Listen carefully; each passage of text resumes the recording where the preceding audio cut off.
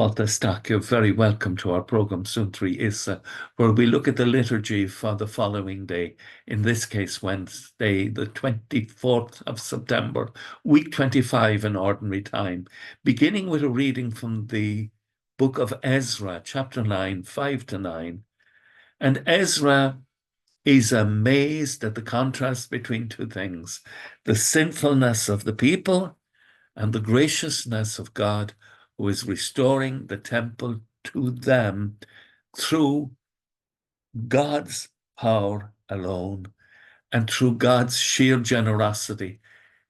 The people, because of their sin, don't deserve it, but God in his love is doing this because God loves sinners. Isn't that amazing? God loves us even though we're broken. He never stops loving us. And so the canticle tomorrow, instead of a psalm, is taken from the book of Tobit. Now think what he has done for you. Give thanks to him with all your voice. Since he has done all these things for us, our role is to be grateful. A heart filled with gratitude, a heart that appreciates that we are sinners and yet forgiven and loved and blessed and filled with the grace of the Holy Spirit. And so Jesus calls the 12 in the Gospel, Luke 9, 1 to 6, and he gives them power to go out and to cure diseases and to cast out devils and to proclaim the kingdom of God and to heal.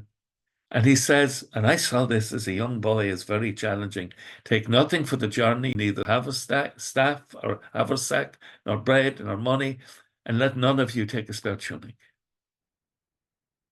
What is he really saying? He's saying, don't let these things become your focus.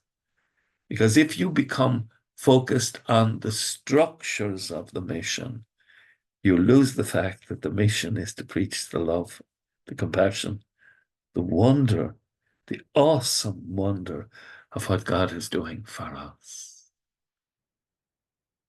Same can happen in a home, not just in the church. It is important you have structure. It is important you have material things. But they are not the center. They are there to enable you as a family to live a life of love and joy and create hope in the heart of your children. Hope in God. Trust in God. We learn to trust in God in our homes.